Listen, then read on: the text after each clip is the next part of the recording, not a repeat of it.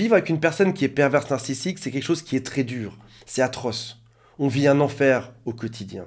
Et lorsqu'on sort de cette relation, lorsqu'il y a enfin la rupture amoureuse, lorsqu'on est parti, lorsqu'on habite ailleurs, on se dit ça y est, c'est fini. Tout ça, c'est derrière moi. Malheureusement, on peut avoir ce qui s'appelle des pensées intrusives. Se dire par exemple, j'ai été utilisé. Cette personne a profité de moi, il m'a fait du mal exprès. Cette personne m'a menti de manière délibérée. Cette personne voulait que je me sente mal. On m'a volé, on a profité de moi, il n'y a même pas eu d'amour au final. Et donc du coup, on a un sentiment atroce de s'être fait avoir par celui qui était en face. On lui en veut à lui, et puis parfois on peut aussi s'en vouloir à nous. C'est pourquoi est-ce que moi j'ai accepté tout ça? Pourquoi j'ai pas dit stop avant? On va voir qu'il y a eu ce qui s'appelle un piratage de vos neurones miroirs. Neurones miroirs, en quelques phrases pour comprendre la chose, lorsqu'on est petit, on va se comporter comme les autres. Les enfants, par exemple, se comportent comme leurs parents. Si jamais mon père marche en tapant des pieds, ça veut dire qu'il est fâché. Et du coup, l'enfant fera pareil. Quand il est fâché, il tape des pieds. On se comporte tous à peu près de la même manière. Tu peux analyser l'esprit de quelqu'un, savoir ce qu'il y a dans sa tête, en voyant juste son comportement. Parce que toi, tu te comporteras de la même manière. Les pervers narcissiques l'ont compris et se sont arrangés pour te faire croire des choses, alors qu'en fait, il y avait autre chose. On en parle dans un instant. Je vous explique tout avec des exemples dans un instant. Avant de démarrer, si vous le souhaitez, abonnez-vous à la chaîne. Il y a aussi un quiz qui s'appelle « Est-ce que cette personne est perverse, narcissique ou pas ?» Et si vous le souhaitez, contactez-moi. Il y a un lien qui est juste en dessous. Commençons par le cas le plus simple. Les disputes.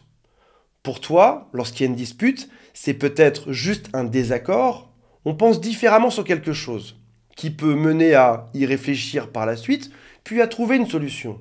Toi, dans ta tête, une dispute, c'est normal, ça arrive. Et on peut même en faire quelque chose de vertueux. On se dispute, ok, on va analyser ce qui s'est passé et trouver une solution et être plus heureux ensemble. Comme toi, dans ta tête, tu te dis ça, et que tu aimes cette personne, tu es persuadé que l'autre pense comme toi, qu'il y a une dispute, que ça peut se résoudre, qu'il faut faire des efforts et qu'on va avancer dedans. En réalité, pas du tout. Ou en tout cas, il te fera croire que c'est ça, alors qu'en fait, il pense autre chose. Pour lui, une dispute, c'est arriver à t'énerver, donc c'est quelque part te contrôler. Il peut même créer des disputes pour te rendre fou, juste pour voir comment tu vas réagir. Lui, au passage, il ne s'énerve pas là-dedans. Ça peut être aussi pour tester ta capacité à se remettre en question. Lui, encore une fois, il ne s'est pas du tout remis en question là-dedans. Il teste juste ta capacité à te remettre en question. Il peut aussi faire une dispute pour voir tout ce que tu peux accepter. Combien de temps il faut qu'il crie pour que tu acceptes quelque chose? Combien il doit te faire de drame pour que tu finisses par dire oui à tout? Un exemple très simple. Un homme est assis à une table, il ne fait rien de ses journées, rien. Il ne travaille pas, c'est sa femme qui travaille, sa femme qui élève les enfants, sa femme qui fait le ménage, sa femme qui fait tout. Sa femme ose un jour lui dire « Et si tu m'aidais un peu ?» Il se lève, il fait un drame, il crie. Et il se rassoit. Il n'y a pas d'affect là-dedans. Il a juste testé de faire un drame pour voir si sa femme allait accepter de travailler à 300% alors que lui ne fait rien et qu'il est assis à cette table. Si ça fonctionne, il a gagné.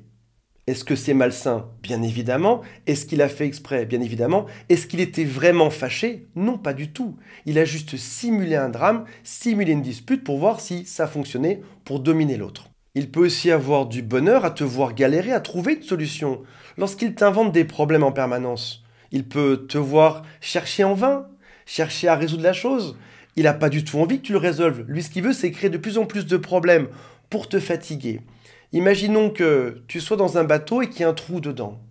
Tu vas tout faire pour le colmater, pour le boucher. Mais pendant que tu le bouches, il est en train de faire un trou dans l'autre côté du bateau. Juste pour te voir courir dans tous les sens sur le pont et reboucher tous les trous. Il n'a jamais eu l'intention de résoudre ça. Il veut juste créer de plus en plus de trous pour que le bateau coule et que tu t'épuises là-dedans. Si jamais tu veux plus que ça arrive, la prochaine fois que tu es en couple avec quelqu'un et qu'il y a une dispute, demande-toi toujours quel a été le bilan de cette dispute. Est-ce qu'on a avancé? Est-ce que l'autre voulait vraiment trouver une solution? Ou est-ce que finalement, j'ai été le seul à chercher une solution et l'autre n'a pas trop adhéré à ce que j'ai dit? Et il va me refaire la même dispute sur le même sujet dans une semaine. Mets-toi toujours en couple avec des gens qui veulent résoudre tout autant que toi. Deuxième exemple. L'autre te fait une critique, ce qui est normal au passage. Aussi bien une dispute qu'une critique, des choses qui arrivent. Pour toi, c'est peut-être l'occasion de te dire « j'ai fait quelque chose de mal, je vais corriger ceci ». Il faut changer, il faut s'améliorer pour vivre à deux, pour cohabiter, pour que ça se passe bien. Et l'idée, c'est que dès qu'il y a un problème, on le résout et on progresse. Moi, lorsqu'on me fait une critique, je prends ça avec grand plaisir, je l'écoute, je réfléchis, je demande si je dois changer ou pas. Et on en parle ensemble. Pour lui, c'est autre chose. Il va te faire plein de critiques sur toute ta vie, juste pour tester que tu te remettras toujours en question. Tout à l'heure, on parlait de courir sur le bateau pour boucher tous les trous. Là, ça va être courir dans ta tête, courir voir des psychologues pour corriger tout ce qu'il te reproche. Il te demande de tout changer, il veut te faire tourner en rond et surtout, ce qu'il veut, c'est dégrader ton image de toi. Donc, ce n'est pas une critique constructive, c'est une critique pour te détruire. Dans ton prochain couple, dans ta prochaine relation avec qui que ce soit, demande-toi toujours comment est-ce qu'elle est formulée cette critique. Est-ce qu'elle est bienveillante, déjà dans la phrase qui a été dite? Voilà, je pense que dans tel type de situation, on pourrait se comporter peut-être différemment, viens on en parle. Ça déjà c'est dit de manière douce, gentille, et ça incite à en discuter pour comprendre comment faire pour améliorer la chose. Est-ce qu'elle est constructive? Est-ce que l'autre accepte tes défauts? On a tous des défauts sur Terre, même ton pervers narcissique est gavé de défauts. Mais il t'a fait croire que seulement toi en avais. Est-ce qu'il accepte lui-même ses défauts? Est-ce qu'il prône au contraire un double standard? En gros, est-ce qu'il va te dire « fais ce que je dis mais pas ce que je fais ?» C'est des choses à analyser tout ceci. Troisième exemple, le stonewalling. C'est lorsqu'on passe dans une pièce sans même regarder l'autre. Bouder, ça arrive, et pas que lorsqu'on est enfant. Même lorsqu'on est adulte, ça arrive. Pour toi, c'est peut-être un moment pour calmer ton énervement, marcher, décompresser, penser un peu à autre chose, réfléchir et puis revenir au bout de quelques temps, peut-être quelques minutes, même quelques heures avec une forme de réponse. Voilà, on s'est énervé, je m'excuse ou l'autre s'excuse et ça avance. Mais pour lui, c'est autre chose parce que son stonewalling peut durer pendant des heures ou même des jours parfois sans te parler.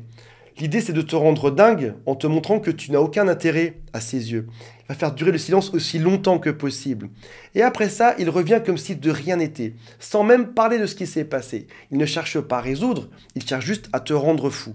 Lorsque quelqu'un se comporte comme ceci avec toi, demande-toi, est-ce qu'il a un cycle normal pour se calmer de quelques minutes ou de quelques heures? Est-ce qu'après ça, on en parle? Est-ce qu'on résout? Est-ce qu'on avance?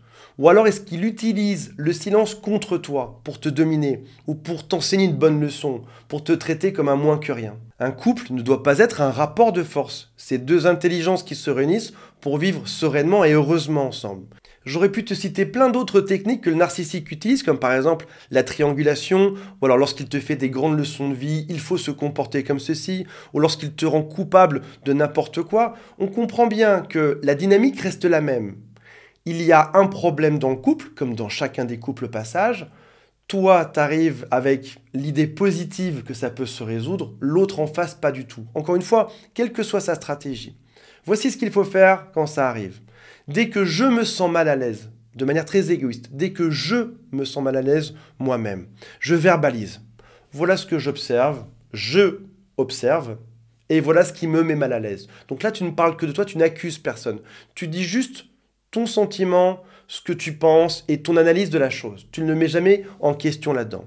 Tu dis ce que tu ressens et ensuite tu vas écouter l'autre. Est-ce qu'il va te critiquer toi en te montrant du doigt ou est-ce qu'il va chercher au fond de lui une vraie réponse? Est-ce qu'il a une démarche de résolution? Est-ce qu'il a envie de résoudre?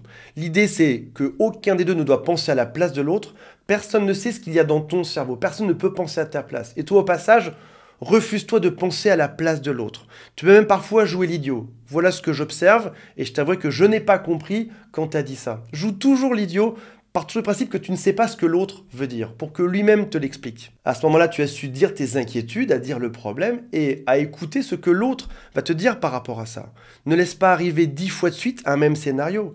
Si ça fait 10 fois que dans un problème, tu es le seul à vouloir le résoudre, c'est qu'il y a un gros souci de couple, c'est que l'autre n'a pas fait un seul effort pour t'aider là-dedans. Tu es le seul à porter un couple, tu es le seul à tout faire pour que ça fonctionne et ça ne devrait jamais être le cas. Garde bien en tête que dans un couple, si l'autre en face n'est pas dans une démarche de résolution, ni dans une démarche de changement, ce sera compliqué de rester ensemble. Préfère toujours choisir des gens qui aiment réfléchir, qui aiment résoudre et qui sont capables de se changer. Et en l'occurrence, malheureusement, un pervers narcissique ne change jamais. Voilà mes amis, j'espère que ça vous a été utile. On se retrouve prochainement. Salut à tous, bye.